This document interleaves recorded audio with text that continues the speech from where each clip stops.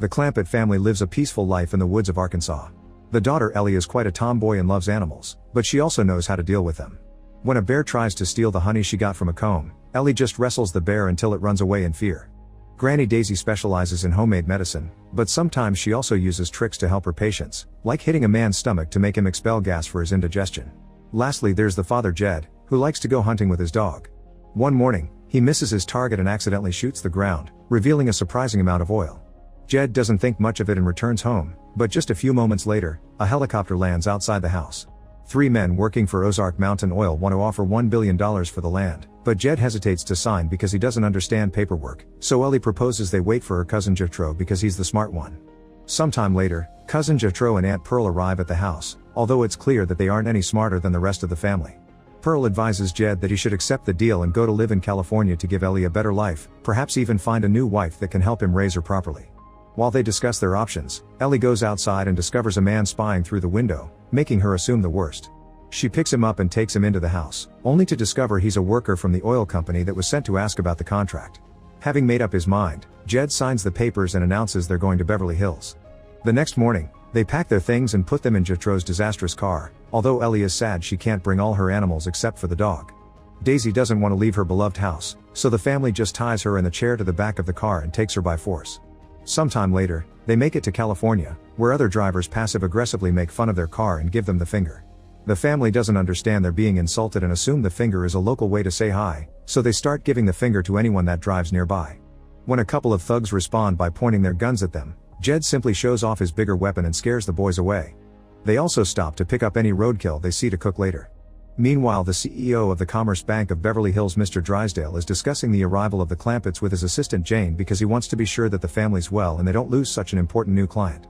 Drysdale notices his employee Tyler is trying to spy on them using the intercoms and asks him to come to his office, causing Tyler to get so nervous that he crashes against a bunch of equipment.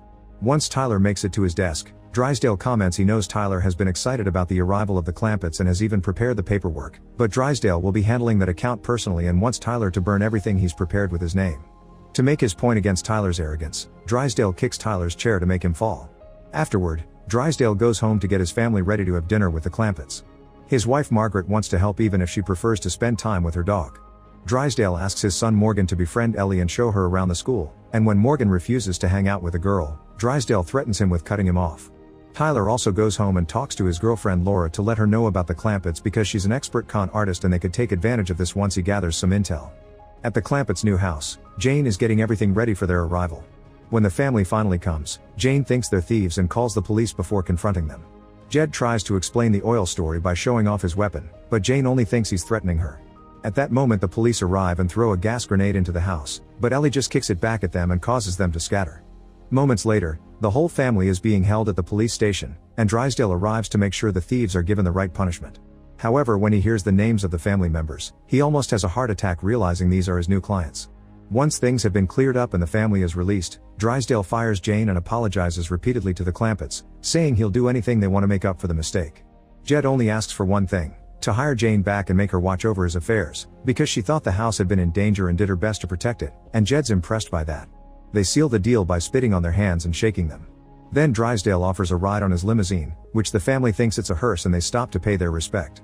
After explanations are done, Jethro also notices Drysdale has a second car that is incredibly fancy and asks to drive it. Drysdale doesn't like the idea, but he says yes just to please his client. The group takes the streets and Drysdale has to watch Jethro drive his expensive car in the dumbest way possible. He also calls Jane to tell her she must take care of anything the family may need. Jane asks Jed about his plans for the future, and Jed says his priority right now is finding a new wife so Ellie can have a mother. Jane doesn't know anything about matchmaking, but Drysdale orders her to help anyway.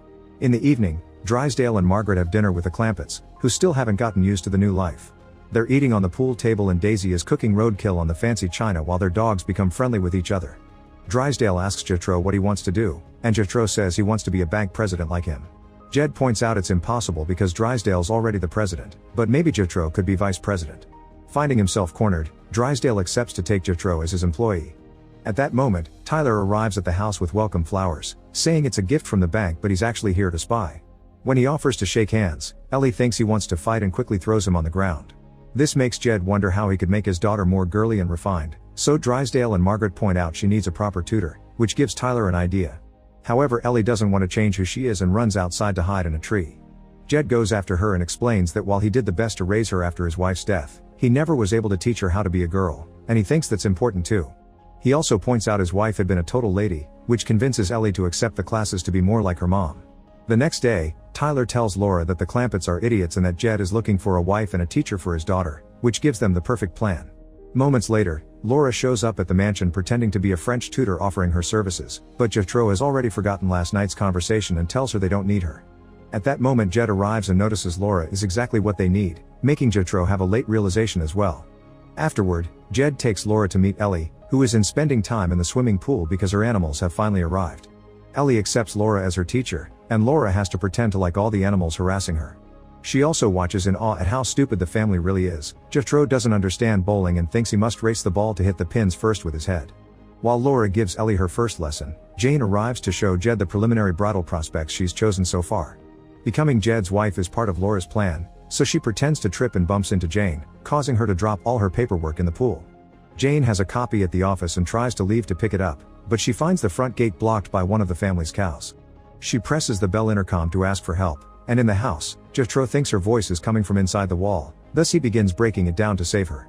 The next day, Morgan shows up to pick up Ellie for her first day at school. As soon as he sees her, he's impressed by her beauty, and now he doesn't mind hanging out with her at all. At school, Ellie tries to be friendly, but people ignore her because they judge her clothes. Suddenly a trio of thugs bothers Jed for his lunch money, and they show that the last person that didn't pay has been stuffed into a locker. Ellie wonders why Morgan listens to them, and Morgan explains the leader is the captain of the wrestling team. Meanwhile, Jethro is given an office at the bank, and he entertains himself by sharpening pencils with a machine. Jane visits him to ask about Jed's likes and dislikes, and Jethro tells her everything, including the fact Jed's birthday is coming soon.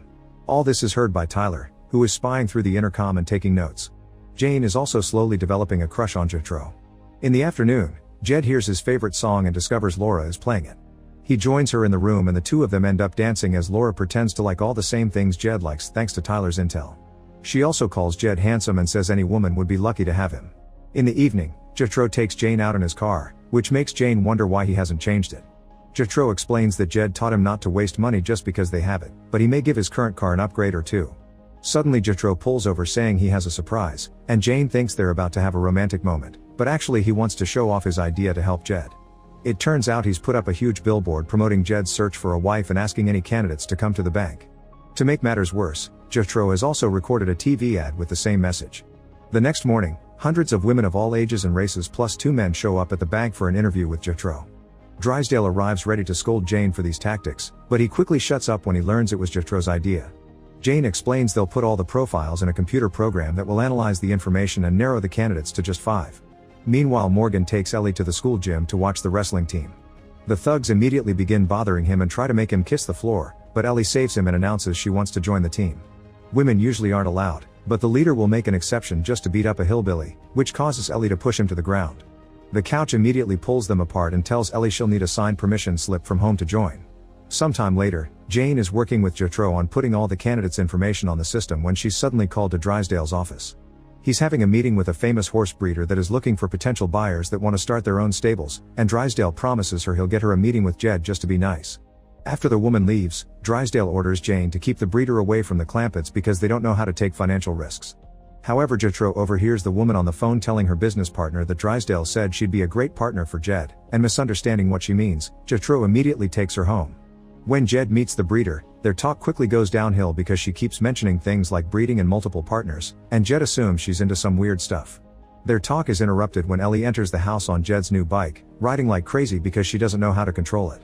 Somehow Daisy ends up on the bike next and falls into the pool, so Jethro rushes to help her. Jed apologizes to the breeder for the commotion and brings up the subject of marriage, scaring the woman away. The next day, Ellie shows up for the wrestling team tryouts, and Morgan sends messages to the entire school so they come and watch. With her skills, Ellie easily beats up the team captain, embarrassing him in front of everyone. The coach doesn't hesitate and names her the new captain of the wrestling team. A few days later, Drysdale throws a birthday party for Jed. Jethro shows up in his new modified vehicle, which now looks like a monster truck, and Jane likes it because it's very macho. She tells Jethro that after Jed gets married, maybe they should find him a wife too as an attempt to flirt, but Jethro says he wants to be a Hollywood bachelor. Jethro doesn't understand fancy food like sushi, so he ends up ordering a huge sandwich for himself. Ellie is wearing a fancy dress for the first time, and Morgan tries to ask her out, getting a big shock when she says yes. When Ellie is left alone, Laura proceeds with her plan by pretending to be sad and crying. Ellie checks on her and Laura explains Jed thinks Laura would be a wonderful wife, but Laura is afraid Ellie won't accept her because she's too young to be her mom. Then Laura runs away for dramatic effect. Next, Laura corners Jed and tells him she loves Ellie like a daughter, and that Ellie said she would love to have her as a mom, but Laura knows Jed already has other options in mind. Jed decides to talk with Ellie and both of them think the other wants Laura in their lives, so they agree Jed will marry her. Afterward, Jed blows out the candles and is surprised with a gift of his own private concert by Dolly Parton.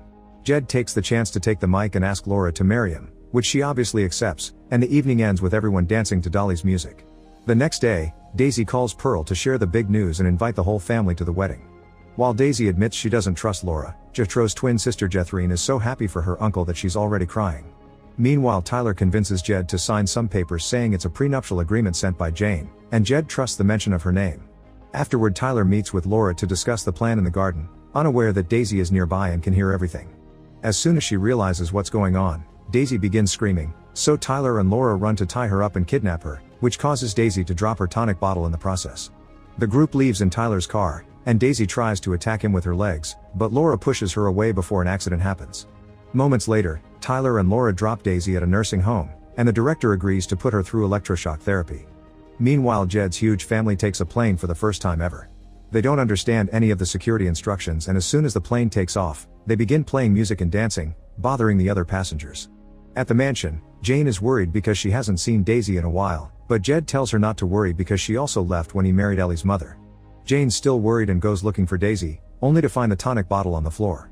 Since Daisy never leaves without it, Jane suspects foul play and goes to the police, but the cops can't do anything if the family says it's common for Granny to leave. Jane decides to instead hire a private investigator, who immediately brings the results. He explains Laura is a con artist with many names that has already married 12 guys for their money. He also tells her where Daisy is. Jane immediately calls Tyler and tells him to stop the wedding while she takes care of other things. Obviously, Tyler lies and tells Drysdale that Jane called to say they should start the wedding without her. While the mansion begins getting crowded with the huge hillbilly family, Jane dresses up as a nurse and goes to the nursing home, gaining access to Daisy by pretending she's here for the rabies test. Daisy is in a bad state because of all the electroshock therapy she's been put through, but Jane quickly makes her better by making her drink her tonic. Then they leave the building through the fire escape right before the nurses catch them. In the mansion, everyone's getting ready. Tyler has opened the bank account on his computer and is waiting to hear I do so he can transfer all of the Clampett's money to a Swiss account. Jethrine ends up sitting next to him, and she won't stop flirting with him. The ceremony begins with the usual sermon, but when Jane and Daisy arrive and try to join it, they aren't allowed to enter because they don't have the invitations. Daisy wants to fight the receptionists, but Jane drags her away with a better idea. They take Jethro's monster truck and crash the wedding right before the priest can seal the marriage. Everyone runs away in fear while the women tell Jed and Drysdale the truth about Tyler and Laura. Speaking of Tyler, he still tries to use the computer to transfer the money, but Laura takes Jed's favorite weapon and shoots the machine before the transfer is completed. Then she gives Tyler a crazy kick, causing him to fall right into Jethrine's arms. While Daisy runs after Laura, Jethrine starts kissing Tyler. Meanwhile, Jed apologizes to Ellie for his failure, but Ellie swears she doesn't need a mother as long as she has her dad and Granny. Jed decides that even if there isn't a wedding, they shouldn't waste the celebration and they throw a party just for fun. As the family starts playing music and dancing, Daisy captures Laura and brings her to the dance circle, where she's put through all classic hillbilly moves. Ellie also takes the chance to throw Laura on a table with a wrestling move as revenge. At that moment, the cops arrive and arrest Tyler and Laura for fraud and kidnapping. In the meantime, Margaret looks for her very expensive dog and discovers she's had puppies with the Clampett's mutt. The day ends with a huge celebration that everyone enjoys together regardless of their class. Make sure to subscribe and turn on notifications so you can watch more videos like this. Thanks for watching.